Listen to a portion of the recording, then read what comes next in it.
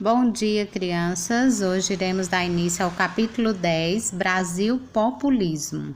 Assim como outros países da América Latina, o Brasil também passou por uma fase populista. Foi um período marcado pelo desenvolvimento da indústria brasileira. Nesse momento de otimismo, foi construída uma importante cidade para o país, cuja inauguração está representada nessa fotografia, né? Como vocês podem ver, a inauguração de Brasília, única cidade planejada. Quero que vocês respondam à página 19, que é uma breve retrospectiva do que já vimos. A República Brasileira, entre os anos de 1946 e 1964, pôde ser caracterizada como populista. Nesse período estiveram no poder Eurico Gaspar Dutra, Getúlio Vargas, Café Filho, Juscelino Kubitschek, Jânio Quadros e João Goulart.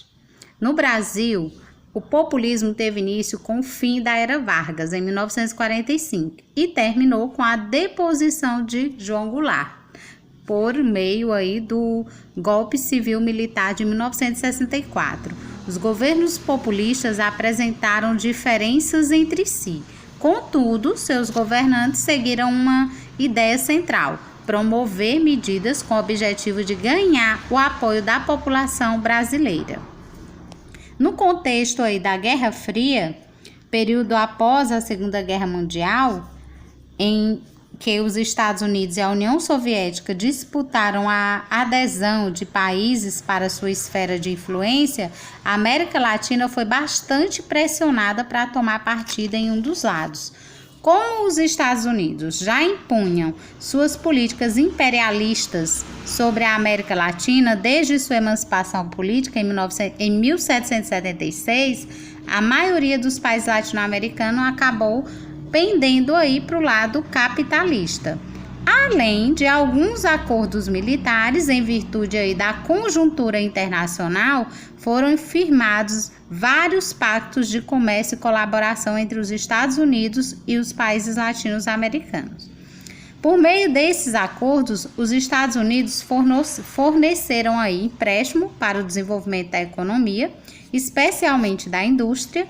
Entretanto, o auxílio resultou no estabelecimento de relações de dependência entre os países que receberam o dinheiro e o governo estadunidense. Esse conjunto de estratégias que visavam angariar aliados para sua zona de influência e impedir o avanço da União Soviética foi implementado pelo presidente Henry Trump. E ficou conhecido como doutrina Trump, né? Acordo entre o presidente estadunidense e o brasileiro Eurico Gaspar Dutra, né? Em 1947, o presidente Henry Trump esteve no Brasil com o objetivo de estreitar os vínculos políticos e ideológicos antissoviéticos entre os dois países e, como resultado, nesse mesmo ano, o governo brasileiro decretou o rompimento das relações diplomáticas com a União Soviética. Eurico Gaspar Dutra e Getúlio Dornelles Vargas. Em 1945, após a deposição de Getúlio Vargas, foram realizadas eleições presidenciais em todo o país. Eurico Gaspar Dutra venceu com 55% dos votos contra 35% de Eduardo Gomes. Além da eleição de Eurico Gaspar Dutra para a presidência, também foram eleitos os deputados federais e senadores integrantes da Assembleia Nacional Constituinte, que elaboraram uma nova Constituição para o Brasil.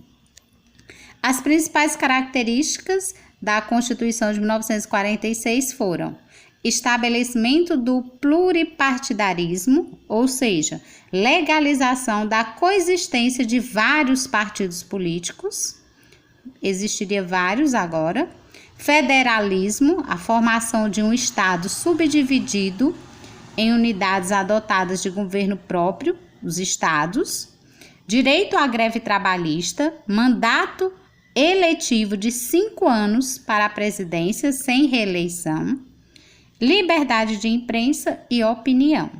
A Constituição de 1946, ela restabeleceu a independência dos três poderes: legislativo, executivo e judiciário, a autonomia dos estados e municípios e a liberdade de expressão. Ela também manteve aí a estrutura da propriedade da terra e a organização corporativista dos sindicatos. Ainda assegurou as eleições diretas em todos os níveis, municipal, estadual e também federal. Apesar desses avanços, o governo Dutra se mostrou repressivo, conservador e, na política externa, aliado aos Estados Unidos. Em 1947, o Partido Comunista, que estava em ascensão, foi considerado ilegal. No ano seguinte, senadores, deputados e vereadores do partido, legalmente eleitos, foram cassados. Isso ocorreu em consequência da subordinação do Brasil à política externa estadunidense. Dutra governou num período de inflação alta que reduziu o poder aquisitivo do povo.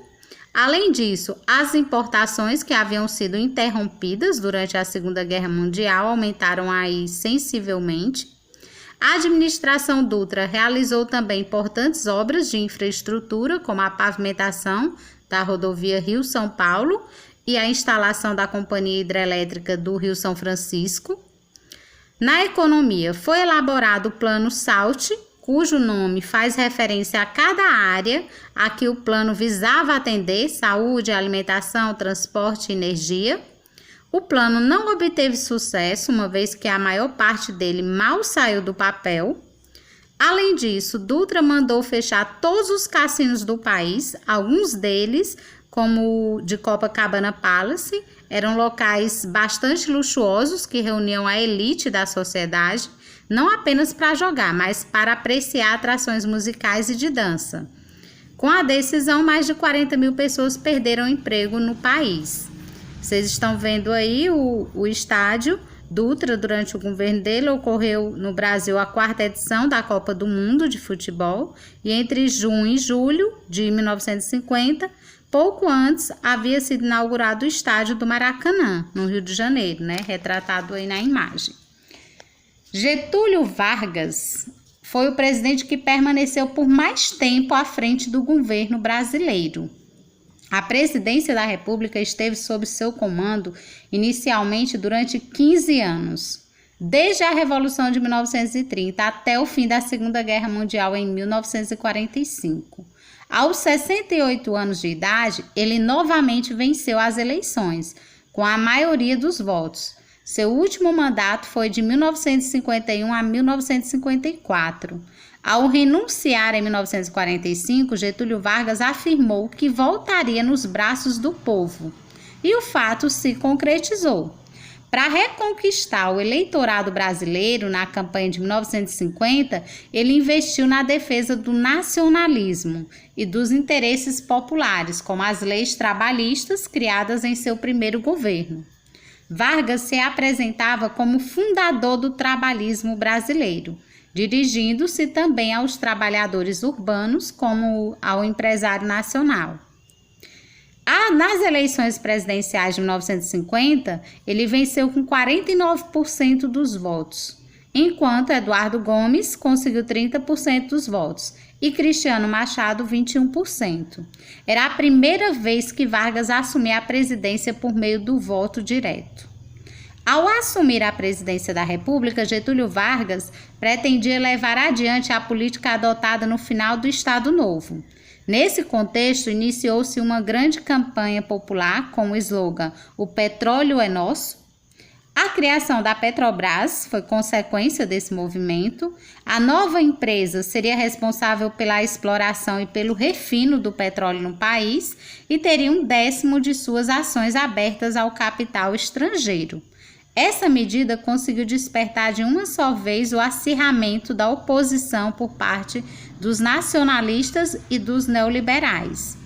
Além da criação da Petrobras, nesse período houve a expansão da Companhia Siderúrgica de Volta Redonda. A organização da Companhia Vale do Rio Doce, a criação da Eletrobras, do Serviço Social Rural, do Seguro Agrícola, do Banco Nacional de Desenvolvimento Econômico e Social, BNDES, órgão que tinha a função de financiar o programa de crescimento e de modernização da infraestrutura do país. Em 1951, um dos temas mais discutidos pela opinião pública brasileira era qual seria a tendência política mais adequada para o Brasil. Havia dois grupos principais, os nacionalistas e os entreguistas. Aí vejam aí a seguir a foto dele, né, para seu governo. Ele diz: ninguém arrebata das minhas mãos a bandeira nacionalista. Petrobras, o ouro negro que dará a independência do Brasil. Aí é um cartaz de divulgação deles, né? Bem aí, vocês estão vendo as características de cada grupo que defendia. Os nacionalistas acreditavam que a economia nacional não deveria se render às forças internacionais de exploração econômica. Propunham um desenvolvimento industrial autônomo com investimento estatal em setores básicos, como transporte, energias, siderurgia, petróleo e comunicação. Entreguistas defendiam a aplicação de capital estrangeiro para o desenvolvimento do país, a intervenção mínima do Estado na economia e o combate à inflação, consequência aí da política econômica de Dutra. Para conciliar interesses, Getúlio imprimiu aí duas marcas em seu governo: o nacionalismo e o desenvolvimento econômico. A criação de uma infraestrutura básica, a atuação marcante do Estado na economia e a defesa dos interesses nacionais geraram aí oposição ao governo Vargas. Crescia também a insatisfação dos trabalhadores, pois embora Vargas adotasse aí a postura de pai dos pobres, os operários reclamavam dos altos índices de inflação, que desvalorizavam aí os seus salários, né? O que eles ganhavam não dava para cobrir os gastos. Em 1953, ocorreram inúmeras greves, com destaque para a greve geral em São Paulo, que mobilizou 300 mil pessoas, e a dos trabalhadores marítimos em portos do país, que levou aí às ruas 100 mil pessoas.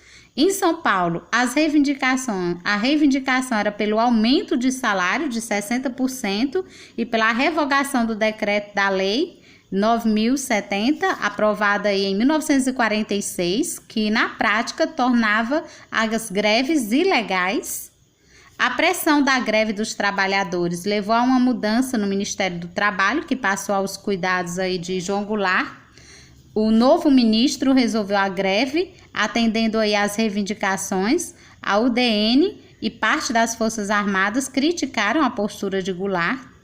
Diante da forte oposição das elites que temiam uma política voltada às massas, em época de difusão do socialismo, o presidente foi obrigado a demitir João Goulart.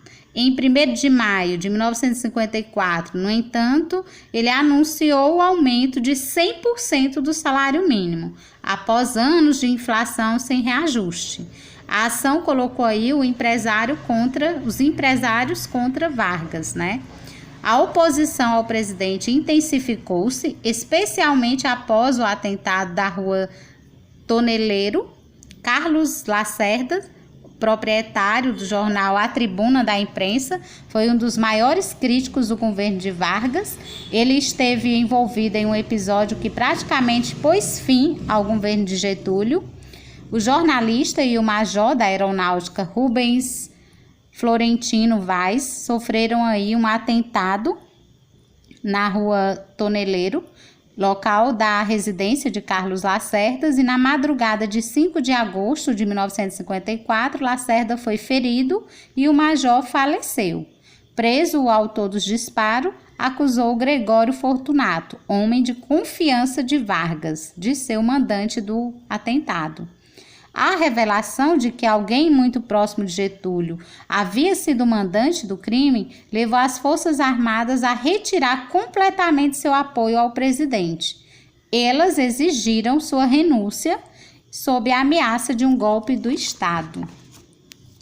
As pressões para que Vargas renunciasse foram aumentando. O presidente, porém, não estava disposto a sofrer tal humilhação e teria dito que só deixaria o palácio do Catete quando estivesse morto. A palavra foi cumprida com seu inesperado suicídio em 24 de agosto de 1954. Foi encontrada uma carta-testamento escrita por Vargas, na qual ele acusava a oposição pela sua morte. Seu falecimento gerou enorme comoção popular, com a realização aí de uma série de protestos contra seus assassinos, e fato que fez aí com que o exército tomasse a decisão de não assumir o governo naquele momento. Jornais e emissoras de rádio que faziam oposição a Vargas foram depredados, e assim como a Embaixada dos Estados Unidos no Rio de Janeiro. Seus adversários tiveram que desaparecer por algum tempo para fugir da fúria popular.